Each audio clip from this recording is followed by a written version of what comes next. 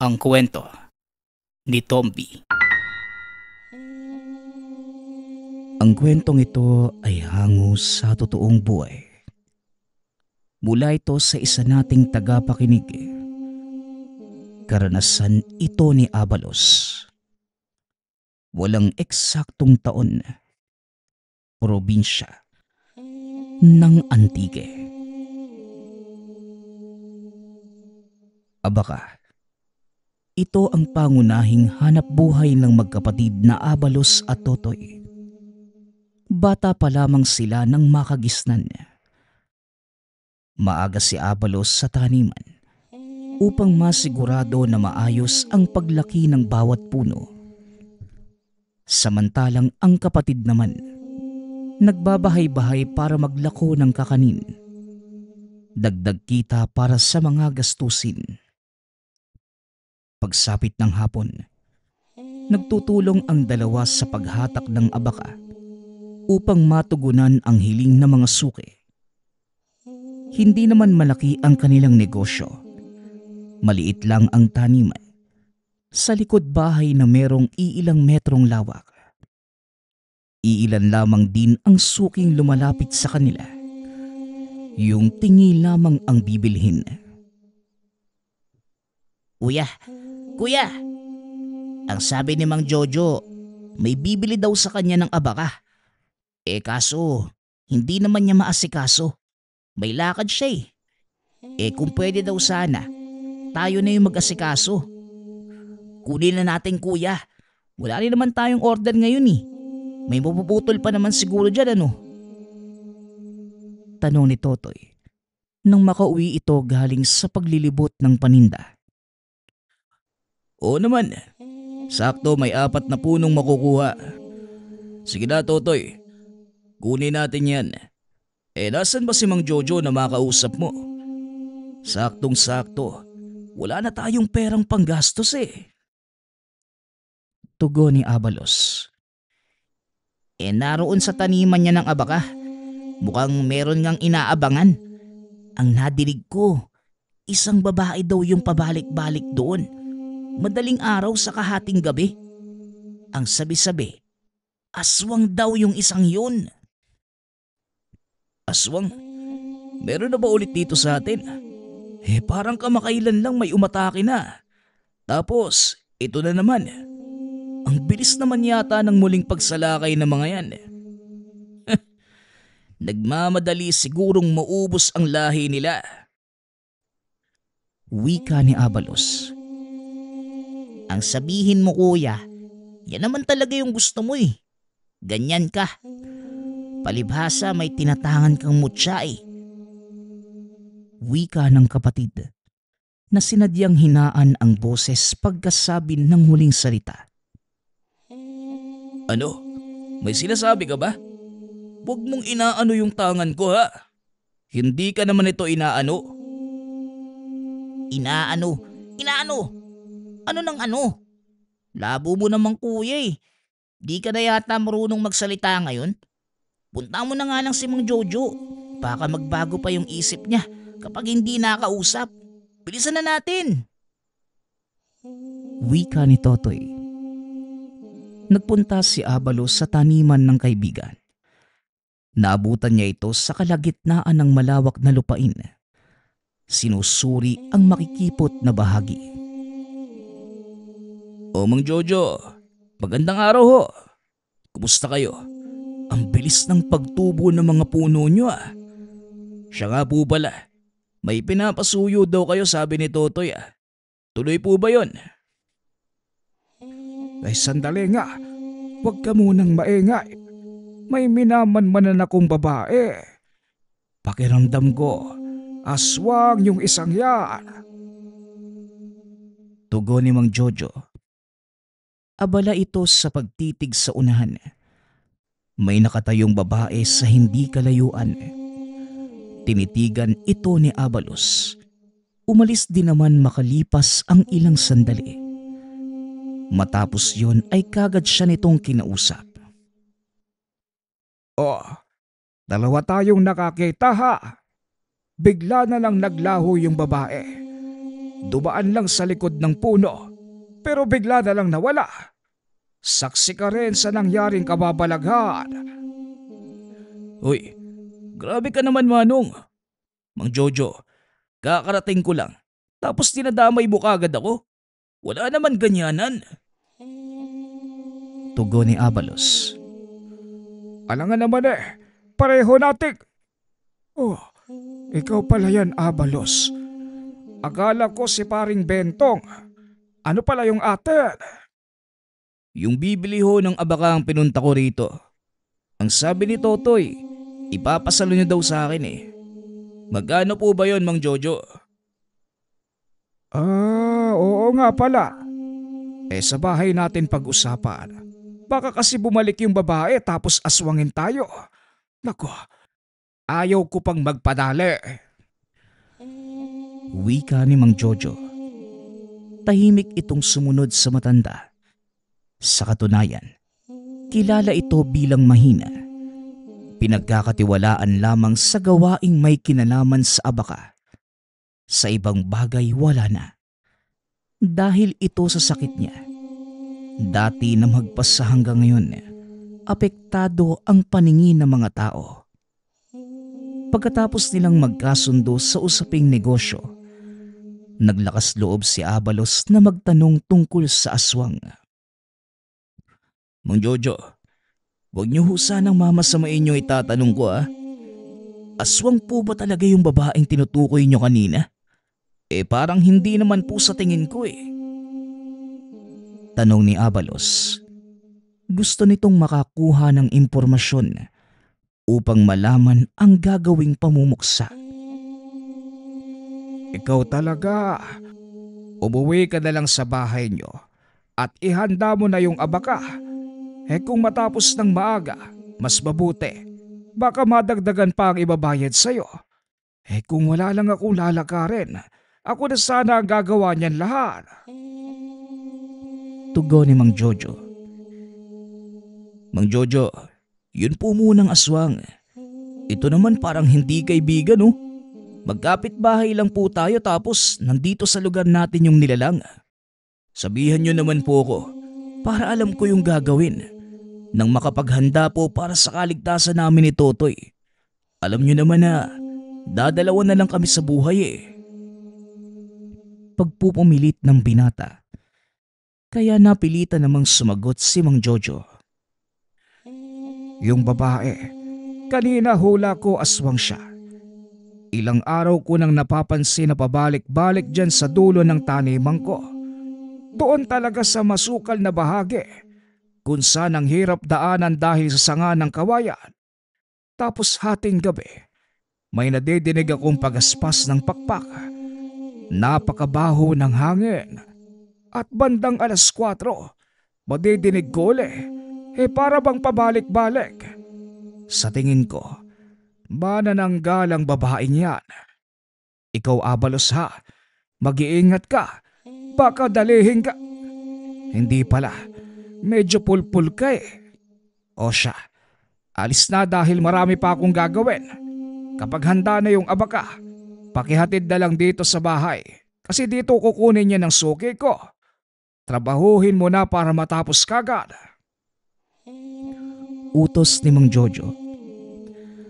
Matapos ang pag-uusap, umalis ito at habang pauwi, nag-iisip ng paraan kung paano mahuli ang sinasabing aswang. Pagkarating ng tahanan, nagtataka siya sa kapatid na sinisilip ang kabilang bahagi ng daan. Lumapit ito para makiusisa. Ano bang meron dyan, Totoy? Kung makasilip ka parang merong ano Ano ba yung nakikita mo at ganyang ka makatingin?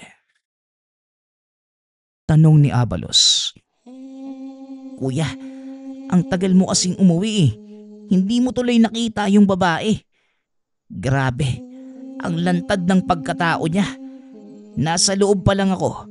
Amoy na amoy ko na yung pagkaaswang. Bakit ba ang tagal mong nakabalik?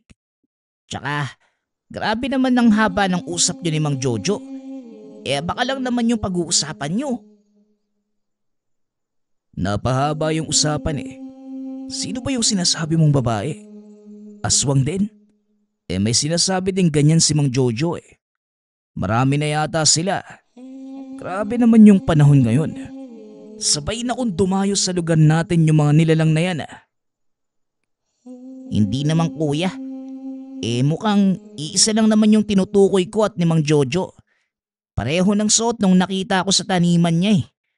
Grabe nga talaga. Kamakailan lang, may nabalitang aswang dito sa atin. Tapos ito naman ngayon.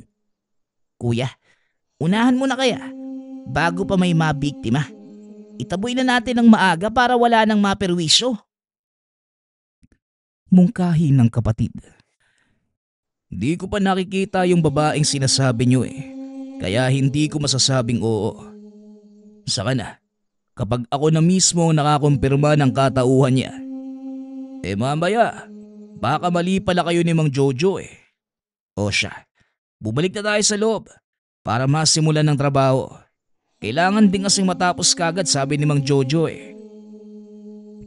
Kapag talaga yung matandang yan ang magpapasalo ng trabaho, ora-orada. Tara na nga kuya. Pag-uusap ng magkapatid. Kagad nilang trinabaho ang paggawa ng abaka. Tulong-tulong sila sa pumumutol at sa pagbabalat. Si Abalos ang humahatak samantalang si Totoy naman. Ito ang nag-aayos sa bilaran upang mapatuyo. Inabutan na sila ng hapon. Hindi pa natapos. Binilisan ng magkapatid at sa kalagitnaan ay biglang napatigil nang mapansin ang kakaibang amoy sa hangin. Napatingin siya sa paligid. Napansin ang pagdaan ng isang babae. Nagmamadali itong tumayo para tignan ngunit hindi na nahabol.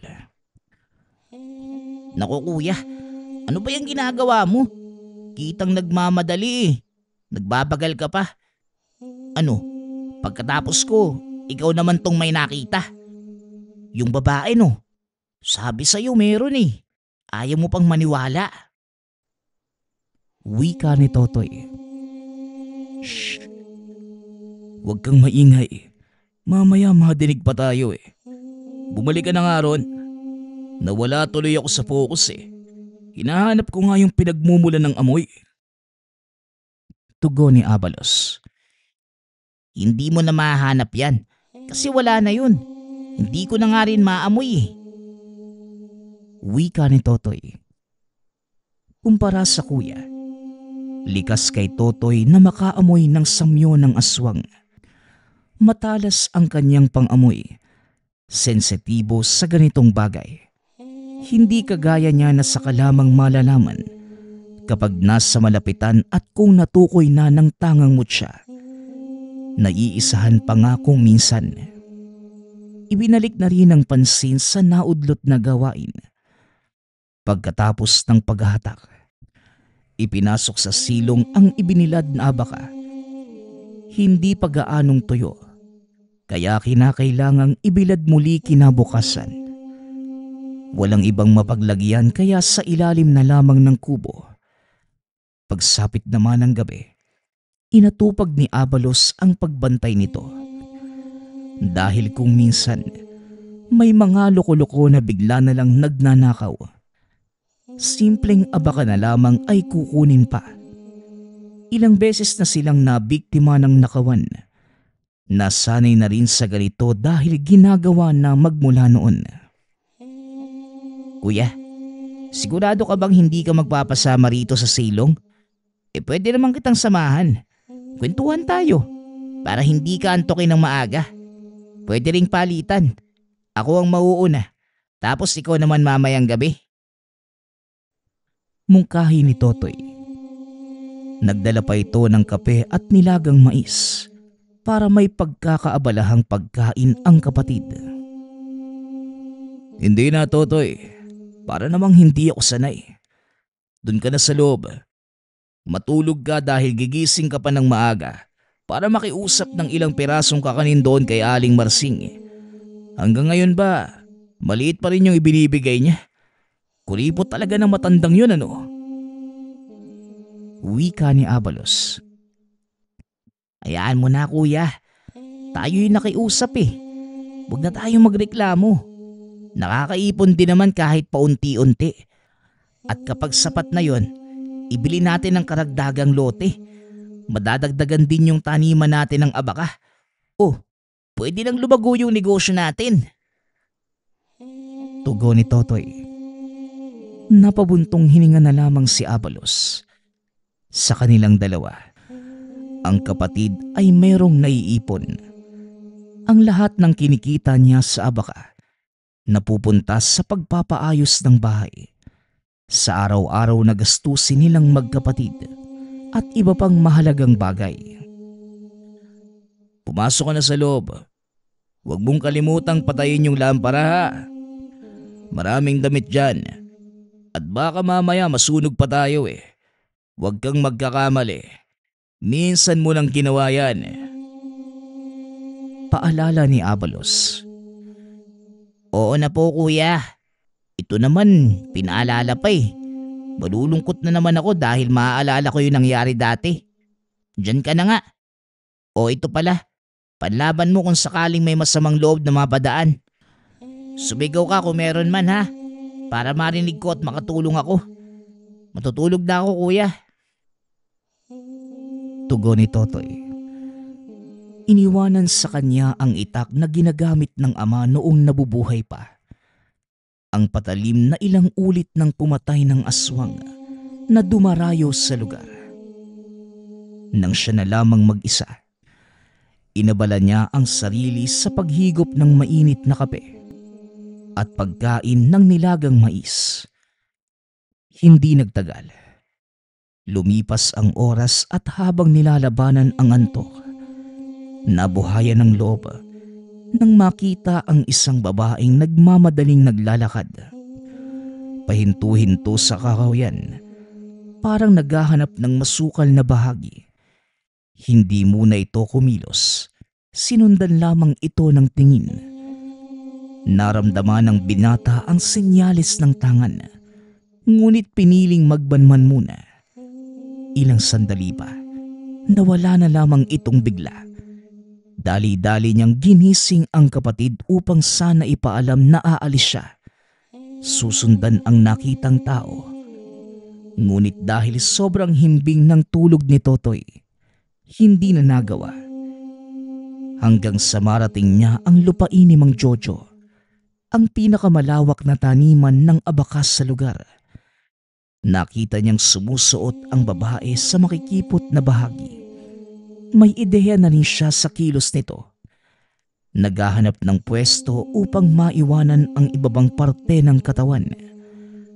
Nagtago ito habang nakamanman. Naalerto rin nang mapansing lumingon ito sa kanyang gawi. Kinabahan na baka nahuli na kagad. Sa kabutihang palad, hindi naman. Hanggang sa dumaan ito sa nagsisiksikang nakatumbang sanga ng kawayan. Naghintay si Abalos. Hindi nagtagal nadinig ang pagaspas ng mga pakpak. Kitang-kita rin niya ang paglipad ng itaas na bahagi ng katawan sa ere. Hindi siya makapaniwala dahil buong buhay niya bilang taong manunugis. Ngayon pa lamang nakasalamuha ng manananggal. Ang karaniwang nakakalaban niya, mga ordinaryong aswang lamang. Yung tao pa rin ang hubog na naiiba lamang ng kaunti ang itsura. Bago pa makalimutan ang sadya, pinukaw nito ang sarili at hinanap ang kaputol nito. Hindi siya nabigo dahil lumantad sa harapan ang ibabang bahagi ng nilalang. Sobrang tapang ng amoy, nakamuntikan pang hindi kayanin ng sikmura. Gumagalaw ang mga bituka at laman. Kumukulo rin ang dugo nito. Ay nako, hindi ko pa nadala yung pinaka-importante. Kung kailan kailangan na eh. Wika ni Abalos. Sinisisi nito ang sarili sa pagiging makakalimutin. Sa pagmamadali, hindi nito nadala ang mga pangontra. Hindi bali na nga. Hindi naman to maglalakad eh. Mahina yung bahag nito kumpara sa lumilipad sa itaas. Diyan ka lang ha. Kukuha muna ako ng pangontra na siguradong susunog sa buo mong pagkatao. Sandali lang ha. Wika ni Abalos. Habang nakatitig sa putol na katawan, nagmamadali itong umuwi. Kamuntikan pang mahuli ni Mang Jojo na may malaking sulo na bitbit. Nadinig nito ang ingay ng nilalang at nandito upang maghanap. Maingat naman itong nakalusot at dali-daling kinuha ang mga pangontra pagkarating ng tahanan. Gising na si Totoy na mga sandaling yun at napasigaw sa pag-aalala. Ikaw talagang tao ka. Sabing gisingin mo ko kahit ano pa yung mangyari. Para alam ko. Nagising na lang ako tapos wala ka. Ilang beses kitang tinawag kuya pero wala kang sagot. Atakihin na lang ako sa puso nito Oh, ano na naman yan dala mo? Bakit may bitbit kang langis? Lahat pa ng asin at bawang sa kusina binulsa na. Saan kusina ka ba magluluto ng ganitong oras kuya? Tanong ni Totoy. Bumalik ka na nga lang sa pagtulog. Mukhang naalimpungatan ka lang Magluluto. May aswang lang akong tutustahin. Diyan ka na lang. Matulog ka na lang ulit. Tugon ni Abalos. Ay, oo nga no. Mabisa nga yung panlaban sa aswang. Uy, pasama naman ako. Ay naku, yan na naman siya. Sinasarili yung lakad. Kuya! Wika ni Totoy. Gusto sanang sumama ng kapatid, ngunit hindi niya pinapayagan. Kumaripas na ito ng takbo pabalik sa kinalalagyan ng kaputol na katawan. Ngunit laking gulat nang wala na ito roon. Hindi na rin natuloy ang paghahanap ng dumating si Mang Jojo. Kasama nito ang dalawa pang kapitbahay. Ay nako mga pare, sigurado ko sa nadinig ko. Dito nang gagaling yung pagaspas ng mga pakpak. Diyan lang ang bahay ko. Malapit lang sa kabinabantayan ko sa ganitong oras. Alam kong nandyan lang yon. Mautak din yung manananggal na yan Itinago pa ng husto yung kaputol. Takot yatang mabisto. Wika ni Mang Jojo. Naglibot ang tatlo. Hindi umaalis ng lugar. Hindi nakapaghintay si Abalos dahil kumananatili siya. Malaki ang tsansang makita nila at baka pag-isipan ng masama. Posible pang siya ang mapagbintangan na aswang. Upang makaiwas sa gulo, siya na lamang ang umalis. May panghihinayang ngunit inisip na lang din ang sariling kaligtasan. Ngunit kahit ganun, hindi pa rin mapalagay. Pagka-uwi sa tahanan, kagad itong sinalubong ng kapatid. O kuya, ano bang mukha yan? Parang nilamutak ng aswang Hindi mo napuksa natakasan ka na naman. Tanong ni Totoy. Hindi naman ako natakasan Sadyang minalas lang naroon na si Mang Jojo. Hinahanap din yung kaputol ng manananggal. Ako na lang yung umiwas Kapag nakita nila doon, baka ako pa yung pagbintangan. Ay nako, naroon na sana Hindi pa natuloy. Kung wala lang sana yung matatandang yun, napuksa ko na yung aswang. Sayang talaga. Tugon ni Abalos. Hindi niya mapigilang maglabas ng saloobin. Ay nako, yan talagang si Mang Jojo yung sagabal no? Dati, siya rin yung dahilan kung bakit hindi mo napatay kagad yung aswang. Bilib din ako sa matandang yun. Kahit matanda na, walang takot na lumalabas sa gabi para usisain yung nadidinig na ingay. Swerte lang dahil hindi siya naaaktuhan ng nilalang. Pero isipin mo kuya, paano kung sa pagkakataong to, mapahamak siya dahil sa galawan niyang yan? Sa taba niya, mabubusog pa yung nilalang Biro ng kapatid. Abat, seryosong bagay nakuha mo pang magbiro? Ano, matulog ka na nga lang ulit? Bala ko kasing bumalik doon eh. Baka wala na sila Mang Jojo mamaya. Kung yan yung balak mo, sige, hindi ako matutulog. Nawala na rin yung antok ko eh.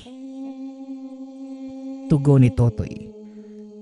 Pinalipas lamang ni Abalos ang ilang sandali. Nang matansya ang oras, bumalik ito ng taniman. Ngunit hindi magawang lumapit sa kawayanan dahil naroon pa rin si Mang Jojo. Nawalan na ito ng pag-asa dahil nag-iinuman na ang matatanda. Ay nako, itong matatandang to talaga. Madaling araw na naglalasing pa eh. Dito pa talaga sa taniman kung saan may gagawin ako. Ano ba yan? Wika ni Abalos. Naghintay pa ito ng ilang sandali. Nag-abang hanggang sa naramdaman muli ang presensya ng aswang. Sa hindi kalayuan, nakita na lamang ang itaas na bahagi ng katawan. Lumilipad. Kagading nagtago nang mapansin si Mang Jojo sa unahan. Maingat itong tumawid. Sinikap na hindi mahalata ng matatanda ang kilos. Dumiretso siya sa kinalalagyan ng aswang. Nakita itong nakabalik na sa kanyang katawan. May kalayuan pa, kaya mas binilisan niya ang paglalakad. Nagkahabulan dahil nakita siya ng babae. Mas lalong nagkagulo nang madinig ang boses ni Mang Jojo. Nakapansin ang mga ito. Dali-dali itong naghanap na matataguan. Kahit maraming tinik sa lilim ng siksikan ng mga puno ng kawayan. Sumiksik ito. Nagsidaan ang matatanda. May daladala pang mga patalim. Ano mga pare? Nadinig ba ninyo? Hindi ba? May aswang talaga. Ayaw nyo pa kasing maniwala eh. Magkala tayo para mapadali ang paghahanap. Doon kayong dalawa. Dito naman ako. Kapag nakita nyo ay patayin nyo kagad. Utos ni Mang Jojo. Nang lumagpas, saka pa lamang siya lumabas sa pagkakatago. Hinanap niya ang babae ngunit hindi na matagpuan kahit saan. Napamura na lamang sa mga nangyari. Ay naku, kasalanan talaga to ni Mang Jojo eh. Kung hindi siya nangengelam, patay na sana yung aswang na yon. Napakapakilamero. Wika ni Abalos habang nakaupo sa may silong. Yan mo na kuya. Baka sa susunod mahuli mo na yung aswang. Kuwalma ka lang muna. Tataas yung presyo ng dugo mo niyan. Kahit ako man, mainit yung ulo ko sa Jojo na yan eh. Bakit kasi palaging umiiksena? Mapupuksa na dapat yung aswang eh. May nakikiagaw pa. Ano nang balak mo ngayon kuya? Tanong ni Totoy. Di maghintay ulit ng ibang pagkakataon. Ano pa ba? Kung wala lang sana yung Mang Jojo na yan, tapos na sana eh. Nakakainis. Tugon ni Abalos. Nang mga sumunod na araw, wala namang nangyaring kakaiba. Hanggang sa isang gabi, sa ikalawang pagkakataon, muli niyang nakita ang nilalang. Hindi naman nabigo si Abalos dahil hindi nakialam si Mang Jojo. Nakaalis na ito ng lugar. May lakad sa ibang bayan. Pagsapit ng gabi, inunahan niya ang nilalang kaso hindi na ito bumalik sa taniman. Naghanap ng ibang mapagtataguan. Nasundan naman niya kagad. Sa kabilang kawayanan lamang lumipat. Nagtago siyang mabuti. Hinintay ang paglipad ng aswang upang ang kaputol ang pagkaabalahan. Hindi nagtagal. Umalis na ang itaas na bahagi pagkatapos maging ganap ang transformasyon. Kagad nilapitan ni Abalos ang naiwang kaputol. Matutusta ka sa akin ngayon eh. Balita ko pa may dinali ka ng tao sa kabilang lungsod ah. Ang galing mo rin no. Dito sa amin iniwan mo yung bahagi ng katawan mo. Tapos sa malayong lugar ka ng bibiktima. Ang galing mong magtago. Pero nahuli ka pa rin. Hanggang dito na lang ang kasamaan mo. Wika ni Abalos. Inilabas ng binata ang mga pangontrang dala. Ngunit bago pa man mabuhusan ng lana ang kaputol, tumilapon siya matapos sakmali ng aswang. Bumalik ito upang protektahan ang bahagi ng katawan. Aray! Ang sakit nun ah. Malakas ka. Inuntog mo pa ako sa bato. Pero huwag kang mag-alala. Hindi ka makakatakas mula sa akin. Ito pa lang ang unang beses na nakainkwentro ako ng manananggal. Pero sisiguraduhin ko na wala kang takas dito. Wika ni Abalos. Hinugot niya ang itak na nakasukbit sa tagiliran. Ilang sandali pa, nagsimula ang kanilang sagupaan. Napikon ang binata dahil masyadong madaya ang aswang. Nakakalipad, kaya nahirapang tamaan. Ba't nakakalamang ka lang kasi nakakalipad ka? Kung gusto mo, bumalik ka sa katawan mo. Magtuos tayo ng patas. Payag ako kung mano-mano lang eh. Napakayabang mo. Porket meron kang pakpak, huwag mo lang ipapaabot yan sa akin. Dahil paniguradong puputulin ko yan. Wika ni Abalos. Nagagalit na ito sa sitwasyon. Muling sumugod pabulusok sa kanya ang aswang. Hindi naman nagpahuli si Abalos. Minabuting makabawi. Tumagal ang laban at hindi na nagugustuhan ang mga nangyayari. Ilang sandali pa ang lumipas. Hindi pa rin niya napupuksa ang nilalang. Hinagisa ng pangontra at lahat-lahat. Ngunit madali lamang naiilagan. Madaling nakalipad paiwas. Kaya dali-daling nag-isip ng ibang paraan si Abalos. Napatingin sa kaputol na nasa tabi. Napangiti siya ng magkaideya. Iniwanan ng pansin ang itaas na bahagi. Trinabaho ang iba pang parte. Nagmamadaling lumapit ang aswang upang protektahan sana ito. Ngunit naunahan niya.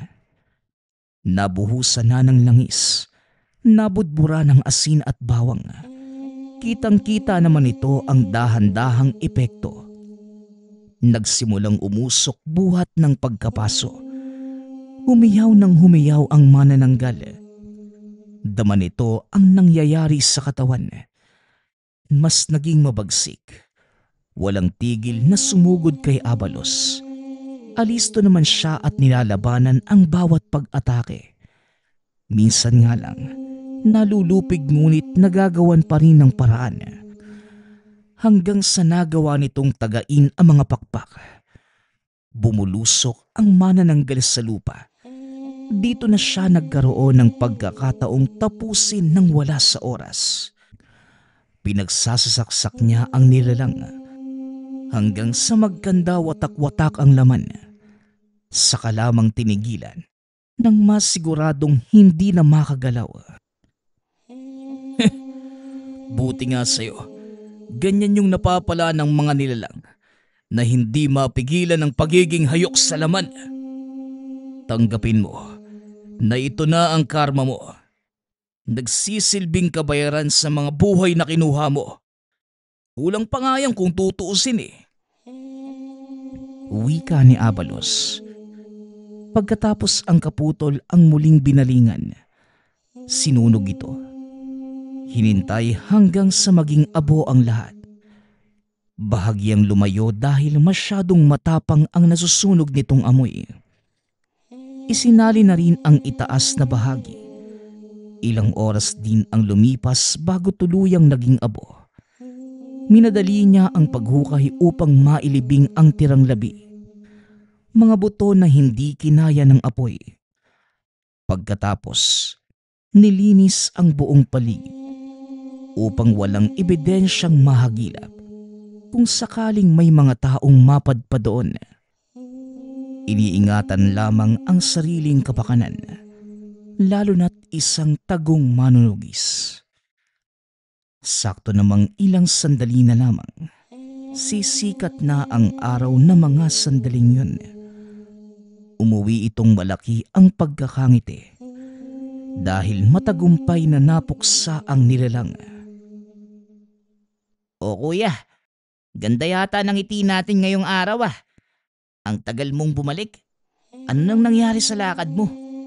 Kinakabahan ako eh. Pagsalubong ni Totoy sa kanya.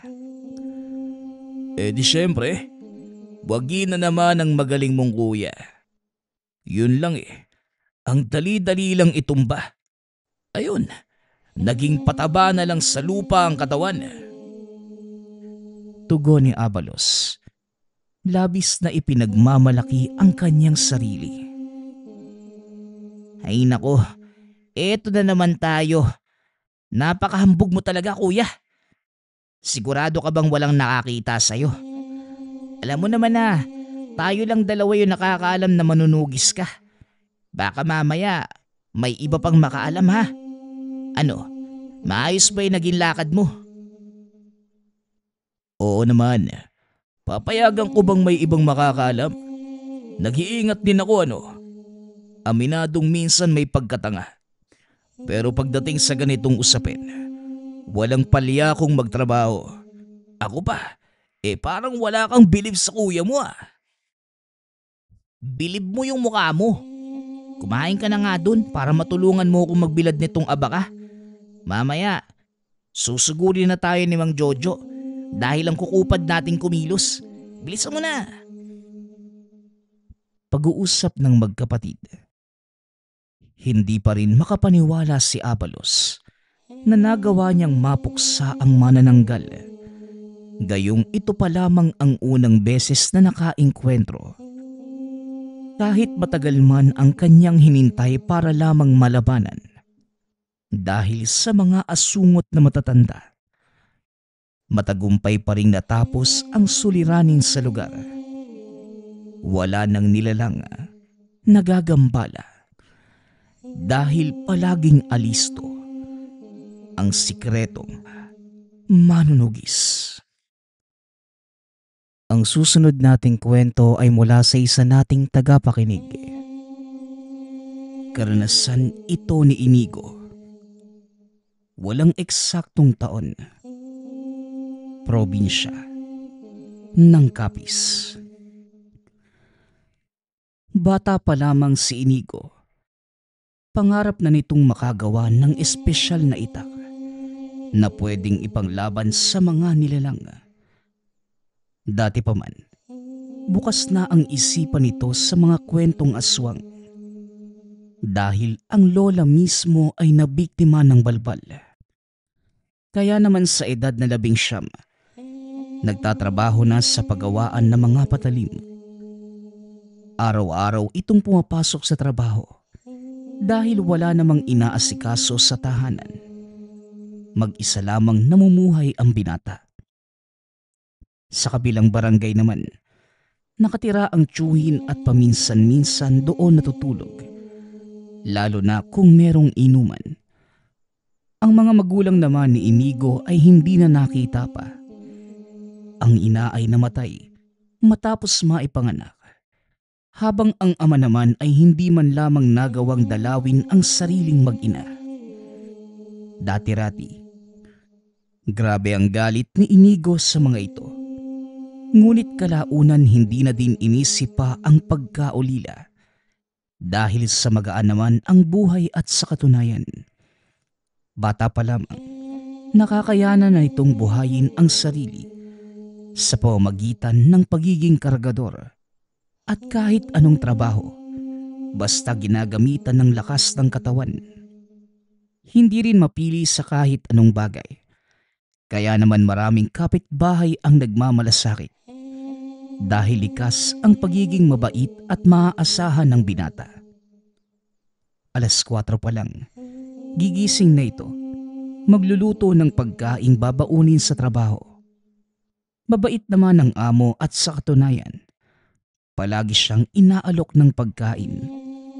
Ngunit kusa naman itong tumatanggi dahil marami na itong naitulong sa kanya. Kahit ang lupaing kinatitirikan ng tahanan, nanggaling din sa amo. Matapos naman makapagluto, nagpapakain na ng mga alagang manok. At pagsapit ng 5:00, naglalakad na papunta sa sunod na barangay para muling magtrabaho. 1 oras din ang nagiging lakaran. Kaya naman eksakto lamang ang 6:00 na pagdating para makapag-umpisa. Matagal na din dito si Inigo. 15 anyos pa lamang, nauutusan na ito ng may-ari. Kaya hindi naging bago pa ang trabaho nang kunin ito bilang katulong sa pagawaan. Pagkarating sa lugar ng amo, kagad pumunta sa likod ng tahanan para mag-umpisa sa pag-init ng mga metal. Dahan-dahang inihuhulma para maging itak. Kapag nakumpleto na, inilalatag ito sa harapan ng tahanan para makita ng mga bumibili. Madalas, marami ang nagpapagawa ng iba't ibang uri ng patalim. Kaya naman mas ginaganahan si Inigo. Dahil paiba-iba rin ang nagagawa niyang patalim, na siya namang nagpapagaan sa kalooban ng binata. Pagsapit naman ng 5:00, kahit hindi pa natatapos ang iba, pinapauwi na ito ng amo. Ayaw nitong abutin ang binata sa daan dahil nagkalat ang bali-balita tungkol sa iba't ibang mga nilalang. Pagkarating naman sa tahanan, pinapakain ito ang mga alaga. At kung nataon na gutom, nagluluto ng hapunan. Ngunit madalas hindi na kumakain at diretso nang natutulog. Ito ang tipikal na ikot ng araw ni Inigo. Isang umaga, dahil sa pagod noong nakaraang gabi, 5:00 na ito nagising. Dali-daling pinakain ang mga alaga at pumunta na sa trabaho. Nang akmang papalabas na sana, may napansin itong lalaki sa bakuran na halos sing-edad niya lamang. Kayumanggi ang balat, matangkad at may maamong muka. Nakangiti ito kaya naman naitanong niya kung ano ang pakay ng lalaki. Tumugon naman ito na gusto lamang makipagkaibigan sa kanya. Ngunit dahil mahuhuli na sa trabaho, sinabi ni Inigo na mamaya na lamang hapon mag-usap. Tumango lang ang binata, lumabas ng tahanan. Pagkarating sa trabaho, hindi naman ito napagalitan bagkus tinanong lamang kung may masama bang nangyari na itinanggi naman ng binata. Nag-umpisa na muling magtrabaho si Inigo. Dahil sa wala naman masyadong gagawin ng araw na yun, ipinagpatuloy nito ang binubuong espesyal na itak. Aba, Inigo, mukhang may paggagamitan ka na ata niya na at masyado mo namang pinag-aandaan. Pabirong wika ng amo. Wala naman po, amo. Pangarap ko lang po talaga na magkaroon ng sariling patalim. Salamat din po pala ha. Hinahayaan niyo lang ako na gumawa nito. Tugon ng binata. Ngumiti naman ang amo at pumasok na ng tahanan. Sa buong maghapon, inatupag lamang ni Inigo ang paggawa sa patalim. Pagsapit naman ng 5:00 ng hapon, iniwanan na ito sa gilid ng pagawaan. Nagpaalam na sa amo. Dahil hindi nakakain ng tanghalian, dali-daling umuwi si Inigo. Pagdating sa tahanan, nakita niyang nakaabang muli ang lalaking pumunta kaninang umaga. Dahil mukha naman itong mabait, pinapasok ni Inigo at nag-uusap ang dalawa. Habang nagluluto ng panghapunan, kung ano-ano ang napag-usapan ng dalawa. Nagpakilala ito sa pangalang Tuper. Dagdag pa ng lalaki, nakatira siya sa kabilang barangay.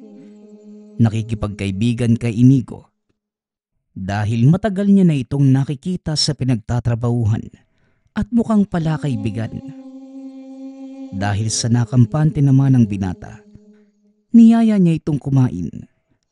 Makailang oras lang matapos ang hapunan, umuwi na rin si Tuper. Magmula ng araw na yon, palagi nang dumadalaw si Tuper sa tahanan ni Inigo tuwing 6:00 ng gabi. Dahil dito, naging mas malalim ang samahan ng dalawa. Si Tuper ang itinuring na matalik na kaibigan ni Inigo. Sa katunayan, madalas din niyang ikwento ang espesyal na itak sa kaibigan. Hanggang sa isang gabi, matapos ang trabaho ni Inigo, niyaya siya nito sa isang bundok.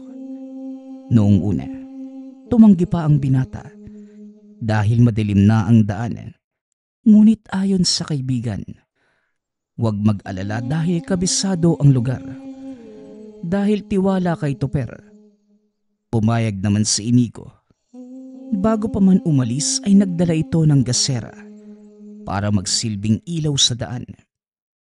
Habang naglalakad, napapahawak ang binata sa pang-itaas na damit ng kaibigan dahil sa kaluskos na mga nadidinig sa daan. Maya-maya pa, nakarating na sila sa lugar. Sa gitna ng bundok ay merong isang kubo. Ayon sa kaibigan, yon ang tirahan ng aswang sa lugar. Ayon sa kaibigan, papasukin niya ang lungga ng mga aswang. Ngunit mahigpit na ibinilin sa kaibigan na huwag gagalaw sa kinatatayuan. Mabangis ang mga ito at wala siyang alam sa pakikipaglaban. Kinakabahan man, tumango na lamang si Inigo at sinabing mag-iingat sa gagawin. Tanging gasera na lamang ang natirang kasama ng binata. Maya-maya pa, nakita nitong pumasok si Tuper sa kubo. Walang ano-ano'y bigla ang nagambala ang buong paligid. Nag-ingay ang mga ibon na parang nasasaktan. Palakas ng palakas din ang mga kaluskos at mas nakakapangilabot nang makita ang kaibigan. Tumatakbo papalapit sa kanya na may mga kalmot sa mukha. Sinalubong ito ni Inigo, inalalayan sa pag-uwi. Habang naglalakad, pinagsabihan niya ang kaibigan na huwag nang uulitin yun dahil napakadelikado ng ginagawa niya. Hindi naman ito nagsalita pa at patuloy lang sa paglalakad.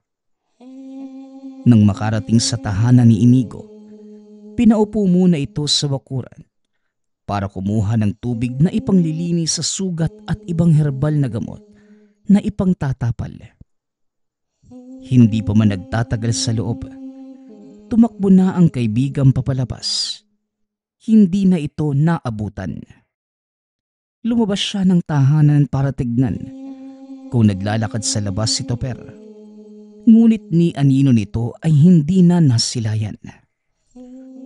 Kinaumagahan, pagkagising ng binata, nakita niyang nasa labas si Tuper. Tinanong niya kung bakit bigla itong nawala at ayon dito. Hindi na siya nakapagpaalam pa dahil sinundo ng ama. Bakas pa din sa mukha nito ang mga sugat. Diba, may ginagawa kang patalim? Bakit hindi mo yun tapusin ngayong araw at gamitin natin sa pagtugis ng nilalang? Marami na din kasing napeperwisyo dito sa lugar eh. Wika ni Tuper. Dahil sa nadinig, biglang bumalik sa alaala ng binata ang pagkawala ng katawan ng lola. Dahil sa balbal, tinitigan nito ang mukha ng kaibigan. Kaya ng mismong oras na yun, nagpasya si Inigo na pagsapit ng gabi, ng mismong araw. Tutugisin nila ang aswang para maipaghiganti ang mga inatake nito. Nagpaalam na ang kaibigan. Nag-ayos na din si Inigo para pumasok sa trabaho. Sa maghapon, normal naman ang gawain ng binata, maliban sa paulit-ulit itong pagpapatalim sa tinatapos na itak. Bago pa man umuwi, dala na ni Inigo ang sariling patalim at ipinaalam na rin ito sa amo. Kagaya ng dati, naabutan niyang nakaabang sa bakuran ang kaibigan. Maagang kumain ng hapunan ang dalawa at kagad pumunta sa tahanan ng sinasabing aswang. Ilang oras muna ang pinalipas ng dalawa hanggang sa sumapit ang 8:00. Dito na tuluyang pumunta si Inigo at Tuper sa kubo. Dahan-dahan silang naglakad at nang makapasok sa loob, naabutan ang isang matandang tulog. Maamo ang mukha nito, kamukha ng tiyuhin. Napatitig sa mukha ng matanda ang binata. May paulit-ulit na bumubulong sa tenga. Patayin ang nilalang. Kaya naman, nang walang ano-ano, pinagsasaksak niya ito gamit ang bagong patalim. Walang kalaban-laban ang matanda dahil mahimbing pa rin ang pagkakatulog. Matapos ay tumakbo na papalabas ang binata. Pagkarating sa dating kinatatayuan ng kaibigan, hindi na ito makita o mahanap. Dahil sa unang beses na makapatay, halos manginig ang buong katawan ng binata habang papauwi. Pagkarating sa tahanan, kagad niyang itinago ang dalang itak. Hinugasan ang parte ng katawan na may dugo at nagpalit ng damit. Matapos makapaglinis, hindi ito mapakali dahil napagtanto niya na hindi naman talaga aswang ang napatay dahil wala namang nangyari ditong kakaiba. Para lamang itong normal na taong napatay. Magdamag na naupo lamang ito sa higaan. Pagsapit ng 4:00, naghanda na ito. Pagsapit ng 5:00 ay naglakad na papasok sa trabaho.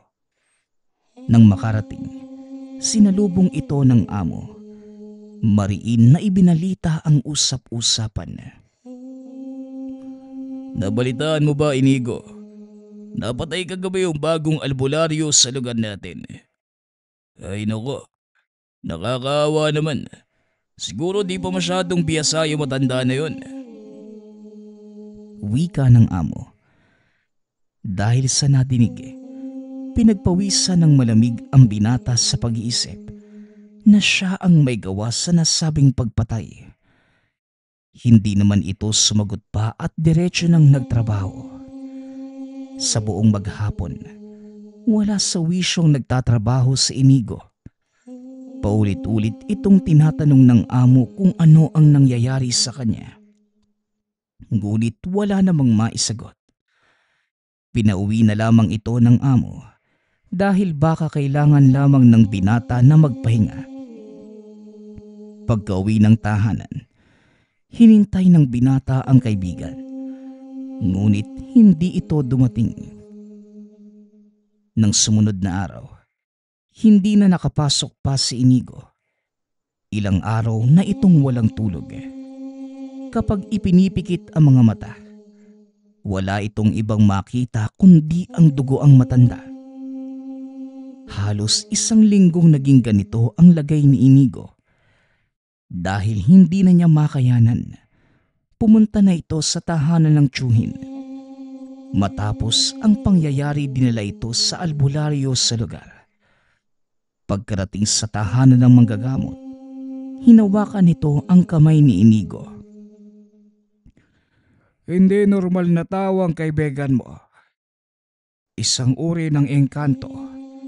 Ginamit ka lamang niya bilang instrumento para mapatay ang albularyo na minsan ang nagtangkang puksain ang pugad nila.